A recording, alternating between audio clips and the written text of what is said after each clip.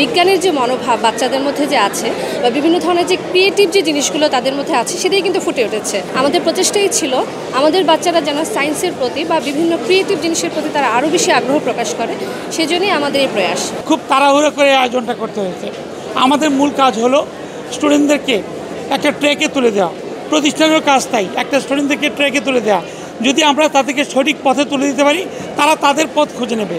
এই আজকে তারা বিজ্ঞান নিয়ে চর্চা করছে, তার মানে এই না যে সবাই বিজ্ঞানী হয়ে যাবে, কিন্তু এই 1000-2000 স্টুডেন্ট থেকে যদি 1-2জন উঠে আসে তাহলে বাংলাদেশ সফল। আমরা জানি পৃথিবীটা এখন প্রযুক্তি নির্ভর, তো আমরা চাই আমাদের যে স্টুডেন্ট যারা আছে ওদের এই প্রযুক্তির সাথে সম্পৃক্ত করা।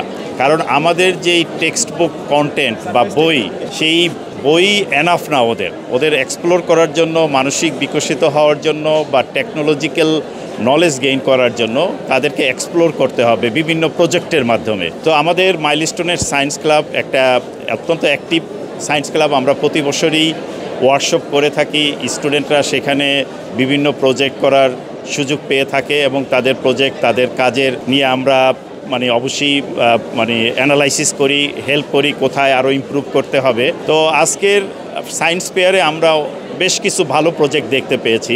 আজকাল আমরা সবাই জানি রোবোটিক্স এখন বর্তমান প্রযুক্তি নির্ভর বিশ্বে একটা লিডিং পজিশনে কাজ করছে। তো রোবোটিক্সের উপরে বেশ কিছু প্রজেক্ট তারা ভালো করেছে।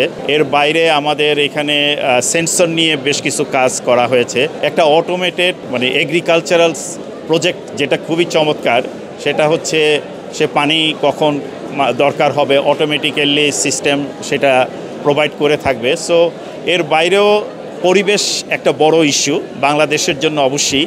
তো পরিবেশের উপরেও আমাদের এখানে গ্রিন এনার্জি, গ্রিন সিটি নিয়ে বেশ কিছু প্রজেক্ট হয়েছে। তো এই যে নতুন নতুন প্রজেক্ট, নতুন নতুন চিন্তাভাবনা নিয়ে আমাদের স্টুডেন্টরা কাজ করতেছে, যেগুলো বইয়ের পড়াশোনার বাইরে, এটা তাদেরকে নতুন চিন্তাভাবনার খোরাক যোগাচ্ছে, তাদেরকে আউট অফ দি বক্স চিন্তা করার একটা মানসিকতা তৈরি হচ্ছে। আমরা চাই আমাদের দেশকে যদি আমরা প্রযুক্তি নির্ভর ইকোনমিক দেশ তৈরি করতে চাই, তাহলে এদেরকে এখন থেকে আমাদের প্রস্তুতি করতে হবে। আমি বলবো আমাদের দেশের যারা বিভিন্ন ইন্ডাস্ট্রিয়ালিস্ট আছেন, যারা বিভিন্ন গ্রুপের অধিকারী আছেন, তাদেরকে আমি রিকোয়েস্ট করব তারা যাতে এই ধরনের প্রজেক্ট করার জন্য, এগুলো বেশ কস্ট এফেক্ট একটা এক্সপেন্স এখানে প্রয়োজন হয় এই প্রজেক্টগুলো করার জন্য। তো এই জন্য প্রজেক্টের এই এক্সপেন্সের কারণেও স্টুডেন্টরা অনেক প্রজেক্ট ঠিকমতো করতে পারতেছে না, কারণ এরাই আমাদের ভবিষ্যৎ, আমাদেরকে তৈরি করতে হবে। আমরা সবাই যাতে এগিয়ে আসি, এই প্রজেক্টগুলোকে ফিনান্সিয়ালি সাপোর্ট করি, যাতে স্টুডেন্টরা ফ্রিলি তাদের মেধা চর্চা করতে পারে। আমরা মেধা নির্ভর দেশ চাই, মেধার উপর বেস করে আমাদের পরবর্তী ইকোনমিক যাতে আমরা তৈরি করতে পারি, সেই চেষ্টা আমাদের সবাইকে আগায় আসতে হবে। তো সেটারই একটা প্রচেষ্টা আমাদের সায়েন্স ফেয়ার।